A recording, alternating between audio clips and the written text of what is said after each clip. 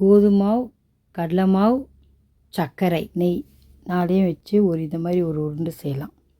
Sweet உருண்டை. இது ரொம்ப நல்லாயிருக்கும் சாப்பிட்றதுக்கு. நல்லா சாஃப்டாக நல்லாயிருக்கும் சாப்பிட. இது நம்ம உருண்டையாகவும் பிடிச்சிக்கலாம், தட்டில் ஊற்றிட்டு ஸ்லைஸ் போட்டு கூட சாப்பிட்லாம். எப்படி வேணாலும் செய்யலாம். இதுக்கு தேவையான பொருட்கள்: கடலை மாவு, சர்க்கரை, கோதுமை மாவு, நெய். ஒரு இட்லி பாத்திரம் வச்சுட்டு அதில் தண்ணி ஊற்றிடுங்க. அதுக்கு மேலே இட்லி தட்டு வச்சுருங்க. அது மேலே ஒரு ஒயிட் துணி போட்டு கோதுமை மாவு உனக்கு எவ்வளோ தேவையோ அந்த மாவு அவிச்சு வச்சுக்கலாம். தண்ணிலாம் சேர்க்கக்கூடாது. அப்படியே மாவு ஜெலிச்சிட்டு எடுத்து அப்படியே சேர்க்கணும். இப்போ இதை போட்டுட்டு மேலே அந்த துணியை போட்டு மூடிடணும்.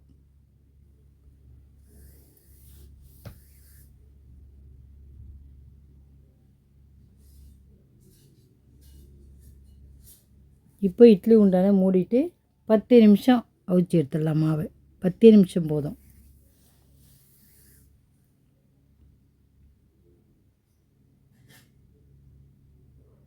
அவ்வளோதான், 10 நிமிஷம் ஆயிடுச்சு. மாவு வெந்துட்டுருக்கோம். நீங்கள் தொட்டு பார்க்கலாம் கிடையாது. 10 நிமிஷம் போதும் இந்த மாவு அவிக்கும்.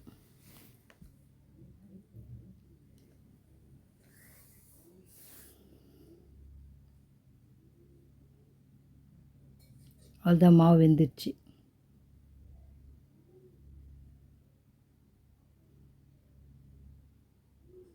இப்போ இதை எடுத்து அப்படியே ஒரு தட்டில் கொட்டி ஆற விடணும்.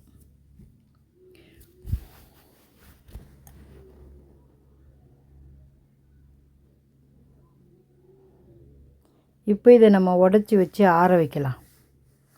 இந்த கட்டி கட்டியாக இருக்குது பாருங்கள், அதை உடைக்கலாம்.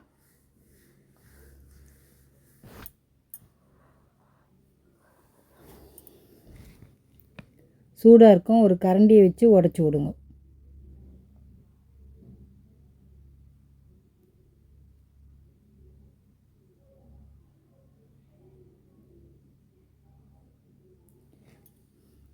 அவ்வளோதான், எல்லாத்தையும் ஆற வச்சிடலாம். இப்போ சூடு ஆறிடுச்சு. இந்த கட்டி எப்படி உடைக்கிறதுன்னு காமிக்கிறேன். இப்போ இதை நம்ம பவுடர் ஆக்கணும். சும்மா இது மாதிரி உடச்சி விட்ருங்க. முதல்ல உடச்சி விட்ருக்கணும். அது இப்போ உடைக்கல, நீங்கள் உடச்சே காய வைங்க. தட்டில் இருக்கும்போது ஒரு கரண்டி வச்சு உடச்சி விட்டுனா காஞ்சிரும். அப்புறமா எடுத்து நம்ம ஒரு சுற்றினோம்னா மிக்சியில் போட்டு அரைஞ்சிரும். நான் அப்படியே கட்டியாக போட்டேன், அதனால் இது மாதிரி சும்மா லைட்டாக நுணுக்கி போடுறேன்.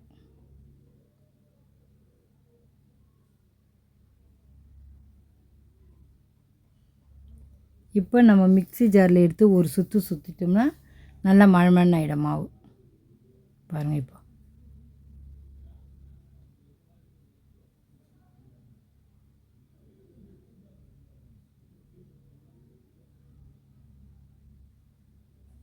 அவ்வளோதான் பாருங்கள், மழமழன்னு ஆயிடுச்சு மாவு. இப்போ நம்ம ஒரு பாத்திரம் வச்சுட்டு அது காஞ்ச உடனே நெய் விட்டுறலாம்.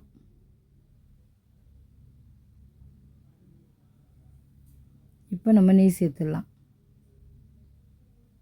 இதுக்கு ரொம்ப நெய் தேவைப்படாது, ஒரு 2 ஸ்பூன் தான் போதும். நெய் சேர்த்துட்டு கொஞ்சம் நெய் சூடு ஏறினோடனே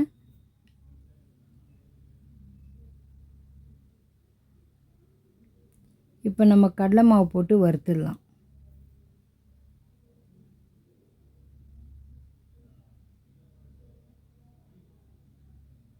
நல்லா வதக்கணும். நெய்யிலேயே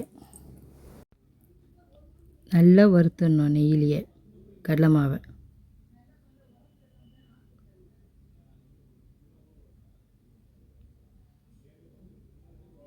நல்லா கலருங்க.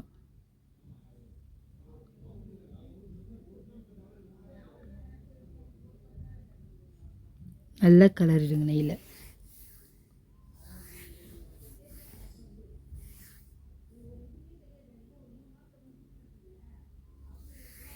இப்போது நம்ம வறுத்து வச்ச கோதுமை மாவு சேர்த்துருங்க. கோதுமை மாவு சேர்த்து கடலை மாவு சேர்த்து நல்லா வறுத்துருங்க.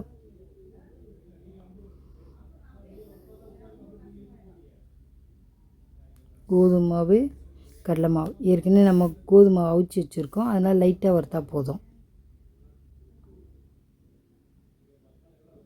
நல்லா வறுத்துருங்க.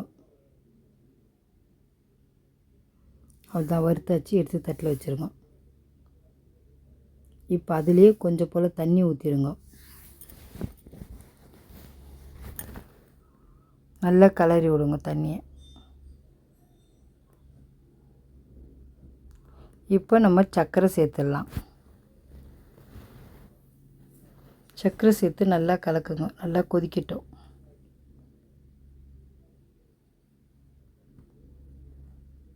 இது பாவு பதெல்லாம் வேண்டாம், தண்ணி நல்லா கொதிக்கட்டும்.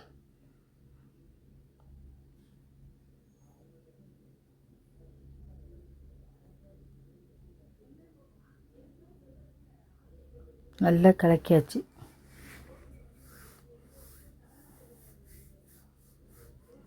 இப்போ இது மாதிரி கொதிக்குது. இன்னும் நல்லா கொதிக்கட்டும். தண்ணி கொஞ்சம் கொதித்தோடனே மாவு கொட்டி கலரிடலாம். நல்லா கொதிச்சு பாருங்கள். கடலை மாவு, கோதுமை மாவு ரெண்டுத்தையும் வறுத்து வச்சுருந்த பாருங்கள் நெய்யில், அதை எடுத்து இதில் சேர்த்து கட்டி இல்லாமல் நல்லா கலரிடுங்க. கட்டி இருக்கக்கூடாது, நல்லா கலரி விடுங்க. நல்லா கலருங்க.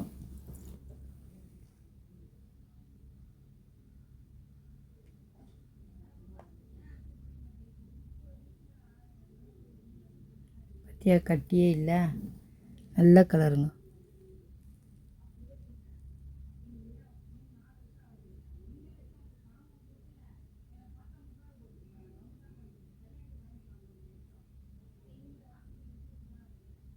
அதான் நல்லா கலரிடலாம். இன்னும் கொஞ்சம் நெய் ஊற்றி நல்லா கலரிடலாம்.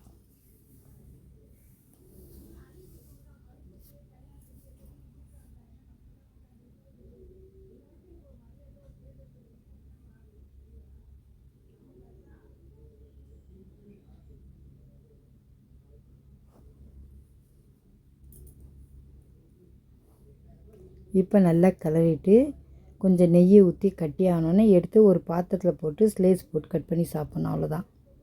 இப்போ நெய் ஊற்றிடலாம். இது மாதிரி நெய் ஊற்றி நல்லா கலருங்க. இது மாதிரி கலரி விடுங்க. இது சாப்பிட ரொம்ப நல்லாயிருக்கும். மைசூர் பாக் டேஸ்ட்டில் இருக்கும். நீங்கள் சாப்பிட்டு பாருங்கள், என்ன டேஸ்ட்டு வருதுன்னு பாருங்கள். மைசூர் பாக் டேஸ்ட்டில் வரும். சாப்பிட ரொம்ப நல்லாயிருக்கும் இது சாப்பிட.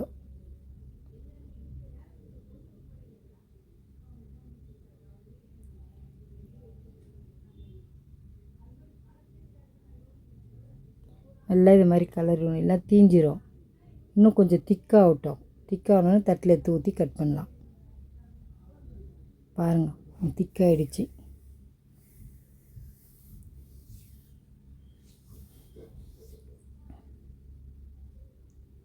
அடி பிடிக்காத அளவு கலருங்க. நல்லா கலரி விடுங்க. இப்படியே கூட எடுத்து வச்சு சாப்பிட்லாம். ரொம்ப நல்லாயிருக்கும். சுட சுட எடுத்து வச்சு சாப்பிட்லாம். சூடாக கூட இப்போ நம்ம கிண்ணத்தில் எடுத்து வச்சு சாப்பிட்டேன்னு வச்சு அவ்வளோ நல்லாயிருக்கும்.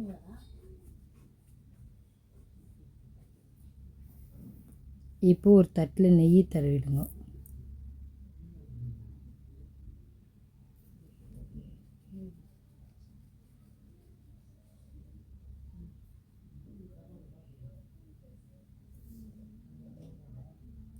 நெய் தடவியாச்சு.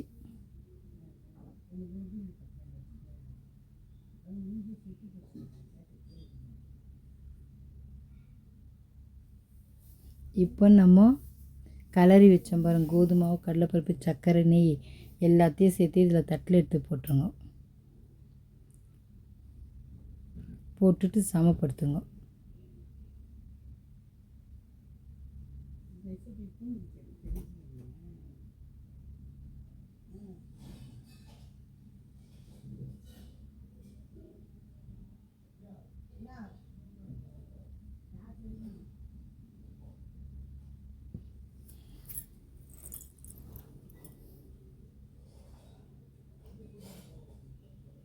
ஃபுல்லாக தட்டில் பரவி விட்ருங்க.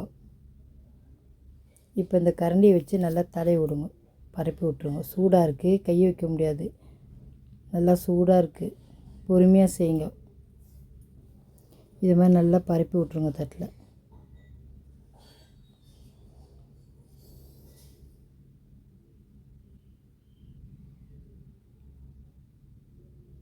அதான் தடவியாச்சு.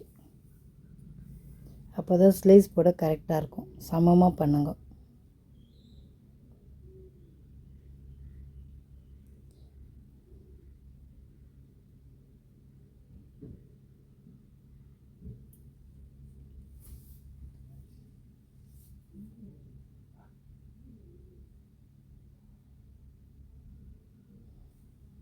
சமமாக பண்ணியாச்சு. இப்போ இது கொஞ்சம் ஆறினோன்னா நம்ம ஸ்லைஸ் போட்டுக்கலாம். சூடாக இருக்குது, ஆறின பிறகு தான் ஸ்லைஸ் போட முடியும்.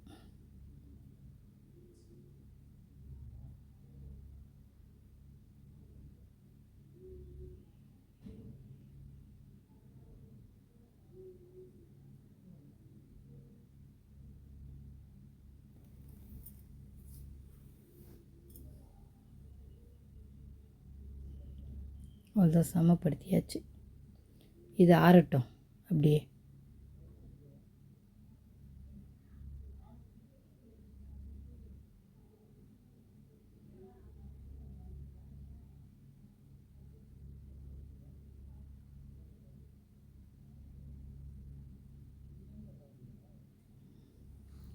லைட்டாக நெய் ஊற்றுங்க மேலே.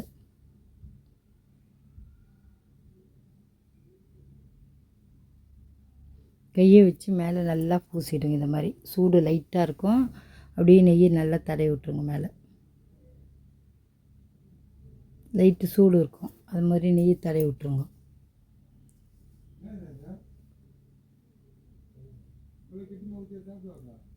இப்போ கட் பண்ணிடலாம்.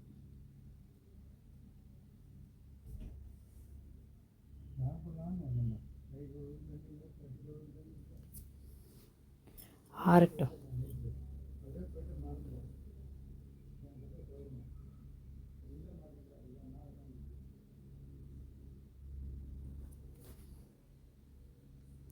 இப்போ நம்ம கட் பண்ணிடலாம். ஆறிடுச்சு, கட் பண்ணலாம். ஏன்னா எப்படி கட் பண்ணுறேன்னு பாருங்கள். பொறுமையாக இது மாதிரி கட் பண்ணுங்க. எந்த ஷேப்பில் வேணாலும் கட் பண்ணிக்கலாம் நம்ம.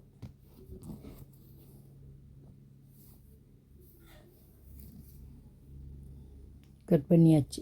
இப்போ ஒன்று ஒன்றா எடுத்து காமிக்கிறேன் பாருங்கள்.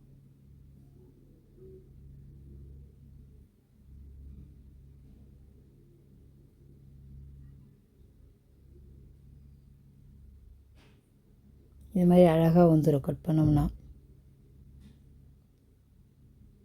இது பாருங்கள், இது மாதிரி பீஸ் பீஸாக போட்டுக்கலாம்.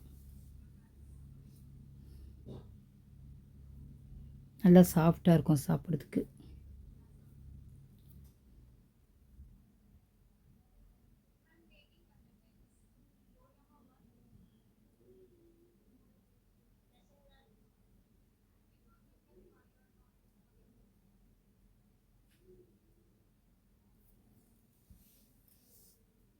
அவ்வளோதான், இதையும் கட் பண்ணியாச்சு. நான் உருண்டை ஷேப்பில் தான் செய்ய போகிறேன். உங்களுக்காக இது மாதிரி கட் பண்ணிச்சேன். ஆனால் உருண்டை ஷேப்பில் செஞ்சால் தான் எனக்கு ரொம்ப பிடிக்கும். அதனால் நான் உருண்டை ஷேப்பில் செய்ய போகிறேன். இதை மாதிரியும் கட் பண்ணிக்கலாம், உருண்டையாகவும் செஞ்சுக்கலாம். கோதுமை மாவு, கடலை மாவு, சர்க்கரை, நெய், நாலுத்தையும் ஒரு ஸ்வீட் செஞ்சாச்சு. இது சாப்பிட ரொம்ப நல்லாயிருக்கும். நீங்களும் இதே மாதிரி செஞ்சு பாருங்கள். வீட்டில் இருக்கிற பொருளை வச்சு தான் நான் செஞ்சுருக்கேன். ரொம்ப ஈஸியான முறையில் செஞ்சுருக்கேன். நீங்கள் ஒரு தடவை இதை செஞ்சு சாப்பிட்டு பார்த்தீங்கன்னா அடிக்கடி செஞ்சு சாப்பிடுங்க. அவ்வளோ நல்லாயிருக்கும் இது சாப்பிட்றதுக்கு. நல்லா சாஃப்டாக எல்லாருமே சாப்பிட்லாம். நல்லாயிருக்கும் இது சாப்பிட்றதுக்கு. நீங்களும் இதே மாதிரி செஞ்சு பாருங்கள். பீஸ் போட்டாலும் அழகாக இருக்கும். இப்போ நான் எப்படி உருண்டை பிடிக்கிறேன்னு பாருங்கள். இந்த மாதிரி உருண்டை பிடிச்சி வச்சுக்கோங்க எல்லாத்தையும்.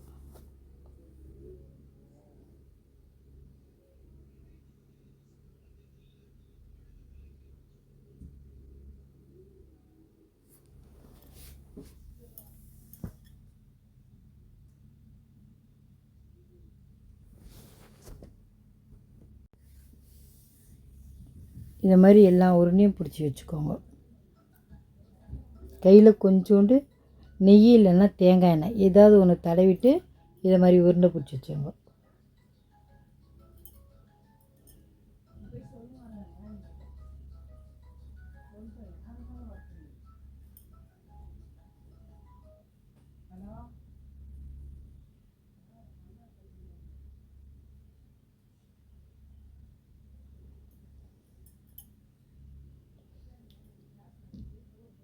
அவ்வளோதான், உருண்டை பிடிச்சாச்சு.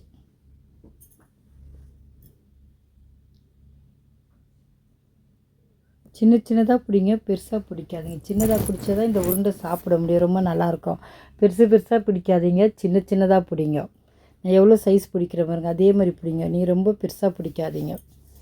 எல்லா உருண்டையும் பிடிச்சாச்சு பாருங்கள், எல்லாத்தையும் பிடிச்சாச்சு பாருங்கள், எவ்வளோ அழகாக இருக்குது. சின்ன சின்னதாக பிடிங்க, பெருசாக பிடிக்காதீங்க. ஒரே லெவலாக சின்னதாக பிடிச்சிங்கன்னா ரொம்ப நல்லாயிருக்கும், சாப்பிட்றதுக்கும் நல்லாயிருக்கும், பார்க்குறதுக்கும் நல்லாயிருக்கும். இதை ஒரு தடவை செஞ்சீங்கன்னா நீங்கள் அடிக்கடி செய்வீங்க. இப்போ ரொம்ப நல்லாயிருக்கும் இது சாப்பிட. தேங்காய், முந்திரி, திராட்சை எதுவுமே கிடையாது. இந்த 3 பொருள் வச்சு இந்த ஸ்வீட் செஞ்சிடலாம். நீங்கள் கடிச்சில் சில வாயில் வச்சோன்னா அப்படியே கரைஞ்சி போய்டும். ரொம்ப நல்லாயிருக்கும் இந்த ஸ்வீட்டு. நீ ஒரு முறை செஞ்சு பாருங்கள், சாப்பிட்டு பார்த்துட்டு எப்படி இருக்குன்னு சொல்லுங்கள். லைக் பண்ணுங்கள், ஷேர் பண்ணுங்கள், மறக்காமல் நம்ம சேனலுக்கு சப்ஸ்கிரைப் பண்ணுங்கள். தேங்க்ஸ் ஃபார் வாட்சிங்.